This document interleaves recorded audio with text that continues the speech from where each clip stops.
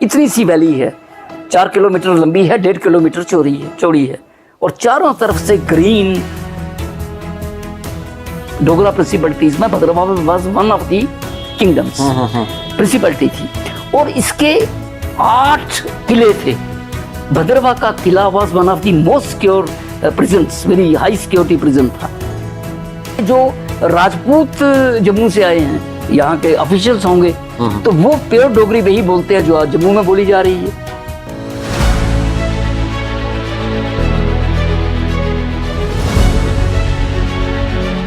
हम आज बात करेंगे धर्मकांत डोगरा साहिब से। डोगरा साहिब ने अपनी ज़िंदगी में 6 किताबें लिखी है और 2 किताबें इनकी अंडर प्रिंट है। इन्होंने बहुत अंग्रेज़ी और हिंदी में लिखा है। इनकी 2 किताबें रिसेंटली पब्लिश हुई है जो कि अवेलेबल है मार्केट में। एक का नाम है भद्रवा द अनएक्सप्लोर्ड हेवन और दूसरे का नाम है भद्रवा ए जर्नी थ्रू टाइम। इन 2 किताबों में इन्होंने जिक्र किया है भद्रवा के कल्चर, आर्ट, म्यूज़िक या फूड हो या यहाँ का टूरिज़्म हो, इन सब चीज़ों को इन्होंने एक ट्रैवल करके इकट्ठा किया है और अपनी किताबों में इन सब चीज़ों का जिक्र किया है। हम भी आज इनसे जानेंगे भद्रवा के बारे में, भद्रवा के कल्चर के बारे में और भद्रवा के बाकी चीज़ों के बारे में। डोगरा साहब, आपका बहुत बहुत शुक्रिया हमारे साथ प्रोग्राम में शामिल होने के लिए। तो आप हमें पहले बताइए अपनी किताबों के बारे में, जो आपने 2 किताबें भद्रवा पे रिसेंटली पब्लिश की है, उनमें किन किन चीज़ों का आपने जिक्र किया है ख़ास तौर पर? सब शुक्रिया और भद्रवा आने का वेलकम। Thank you. आपने बहुत अच्छा किया। मेरा ख्याल है आपको भद्रवा अच्छा लगा होगा। ये मेरी भद्रवा जन्मभूमि है। I was born and brought up here. तो इस जगह के साथ इश्क है। मैं और कोई लफ्ज़ मेरे पास नहीं, मोहब्बत है इस जगह से। वैसे भी खूबसूरत है, लेकिन अपनी जो बर्थ प्लेस है, जन्मभूमि है, वो सबको प्यारी होती है।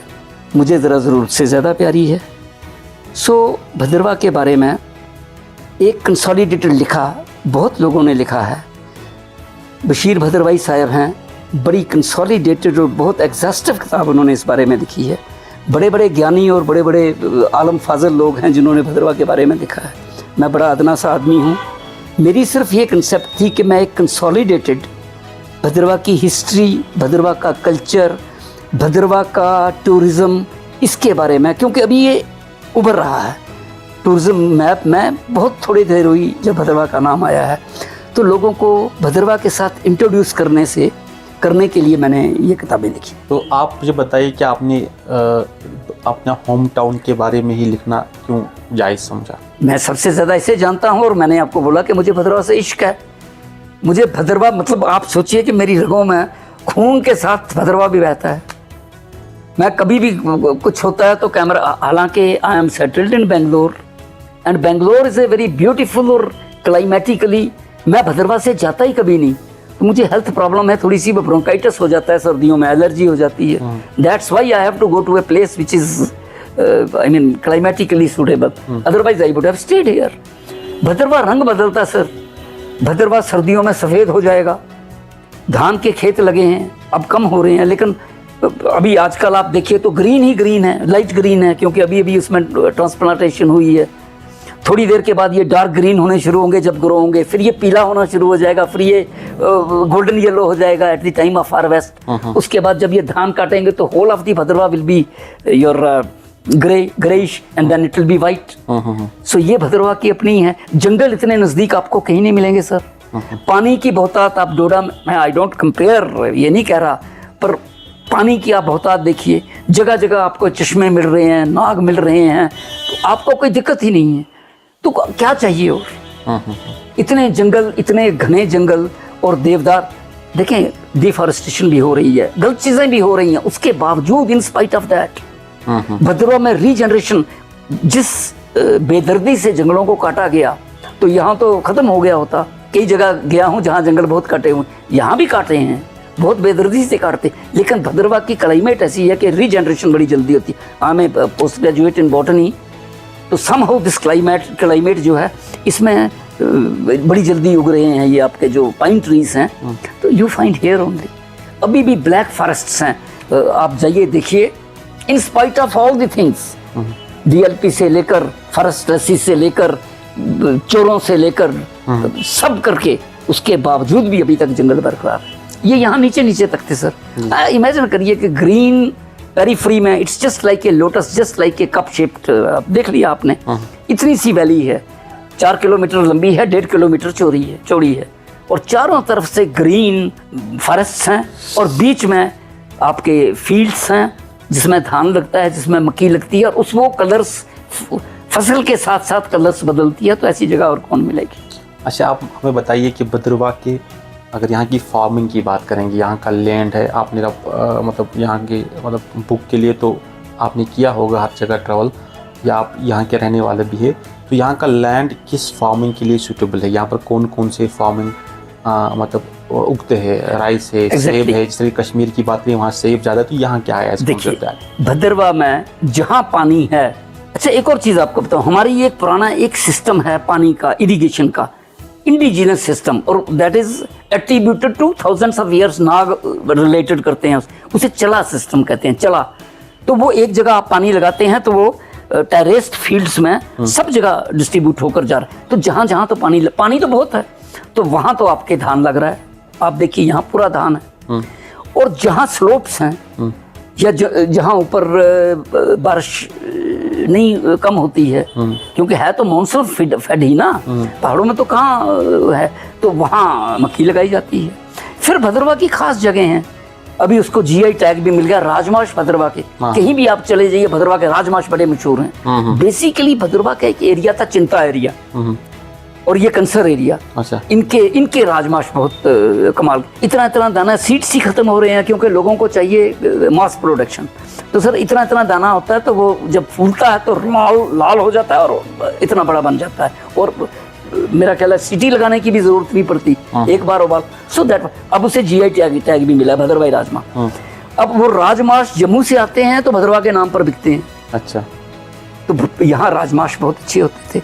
आजकल ये जो हमारे मिनिस्टर हैं PMO में, उन्होंने इसको लेवेंडर का आजकल वो किया, तो लोग लेवेंडर भी लगा रहे हैं। बाकी फ्रूट सर, भद्रवाह का आलू बहुत मीठा है, भद्रवाह की मूली बहुत बड़ी है। कंसर एक जगह कंसर की मूली मशहूर हुआ करती थी, वो लंबी मूली नहीं होती है। अच्छा। शलगम की शक्ल की मूली होती है, तो वो कंसर की मूली, तो मीठी मूली होती है। अच्छा। So there are so many. आलू है यहाँ का, दी पोटैटो, वो अपने आप में मीठा है। हम यहाँ मतलब जब लेते हैं तो रेट में भी ज्यादा, हम कहते हैं देसी चीज दे दो, देसी माँ की दाल दे दो, माश की दाल। सो देसी चीजें जो हैं, even it is in Kashmir also, हालांकि उसकी प्रोडक्शन कम है। सर यहाँ अमरी सेब, आपने इसकी बात की, फ्रूट्स की बात की, अमरी सेब हुआ करता था, कितने 10 किस्म के सेब थे यहाँ, उनका अब नाम निशान नहीं है। अच्छा। यहाँ खातनी थी, कद्दूसर था, आपके भी वैसे ही थे, छोटी छोटी तरेलें थी। अब एक डिलीशियस आ गया, क्योंकि अमरी एक बार लगाया तो अमरी ने आपको तीसरे साल फसल देनी है, तो 100-150 दाना आपकी दरख्त में लगेगा। दरख्त इतनी जगह, लोगों में सब्र तो है नहीं, they want now it should be commercial. वो अमरी सेब जो हम घर में कमरे में, आप भी देखिए कि कमरे में एक रखा हो तो खुशबू होती थी। अच्छा। हम जुलाई महीने तक वो टिके रहते थे, अलमारी में डालकर रखे हैं तो जुलाई महीने तक वो टिके रहते थे, थिक स्किन्ड एंड, और वो जैसे जैसे सर्दी होती है they used to get dehydrated and वो कंसंट्रेशन शुगर की ज़्यादा हो जाती थी और मीठे हो जाते थे। तो भद्रवाह मतलब आप यू नेम कि भद्रवाह में कौन सी नेमत जो अमृत है, जो माना है, जो वो यहाँ है।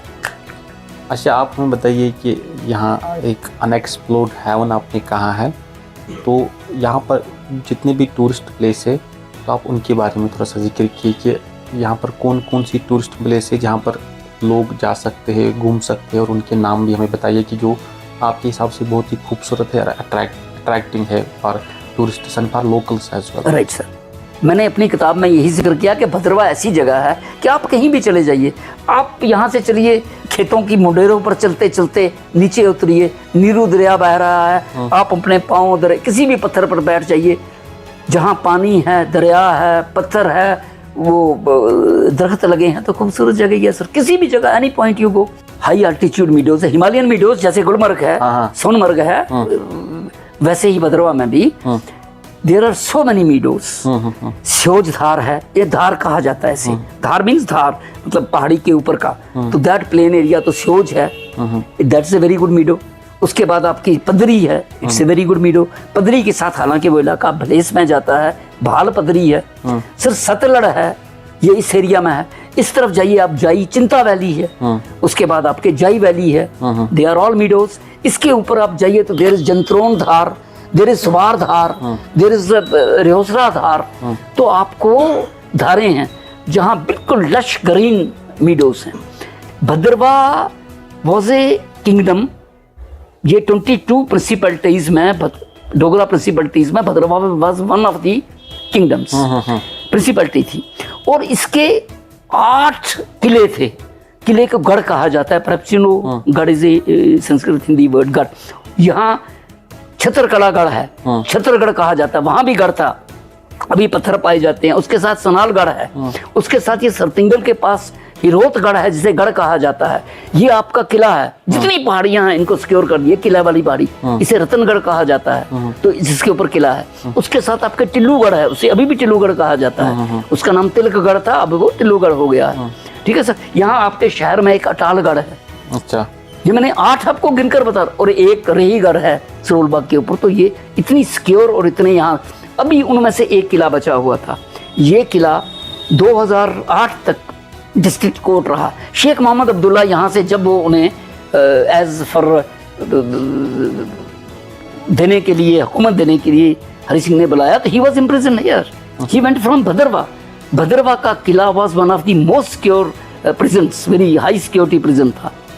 आज जाकर देखिए टूट गया है, उसके अंदर सब खाली कर दिया। एक टेम्पल था वहाँ छोटा काली का, बस वो बचा है, बाकी इट्स ऑल गॉन। यहाँ पर कौन कौन सी लैंग्वेज बोली जाती है? कि यहाँ पर हमने भी देखा कि डिफरेंट लोग डिफरेंट लैंग्वेज बोलते हैं।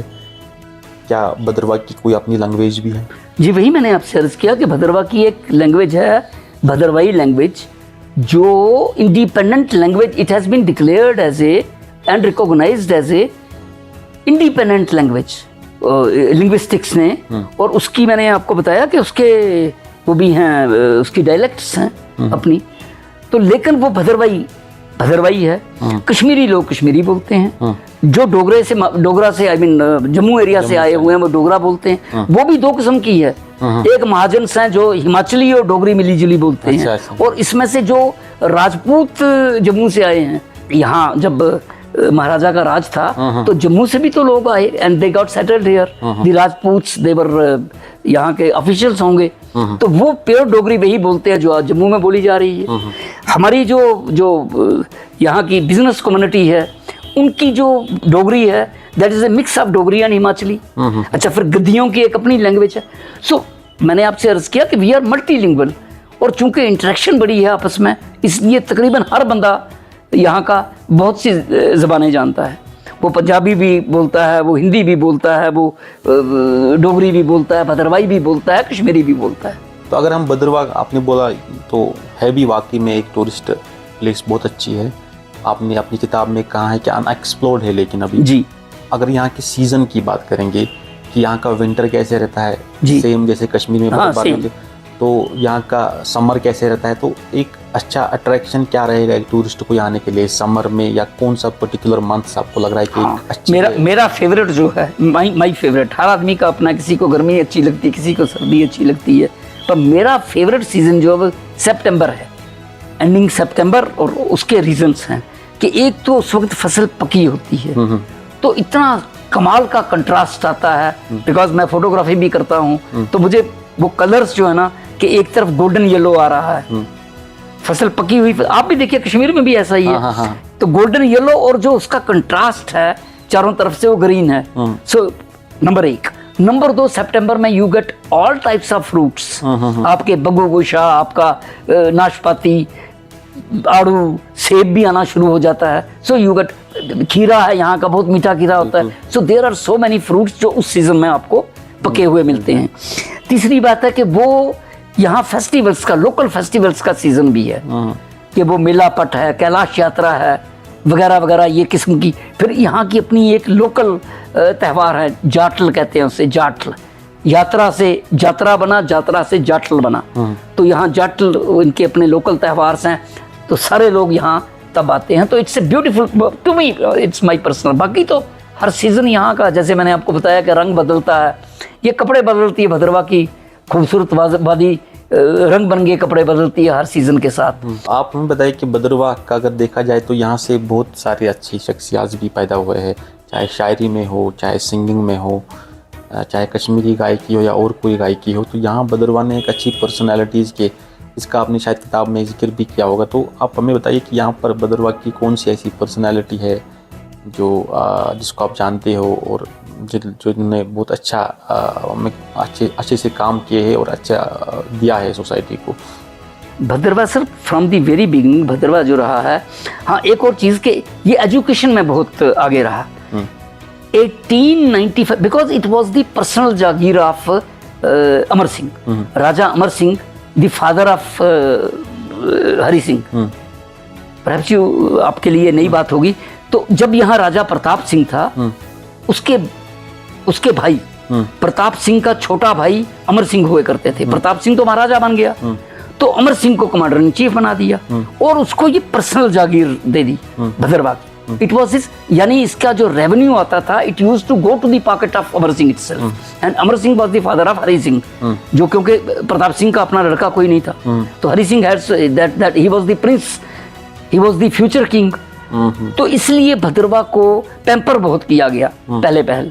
अभी लोग दुखी भी इसीलिए हैं कि आफ्टर 47 ये एकदम निगलेक्ट हो गया, लेकिन उसके पहले it was it had very great importance. कैसे?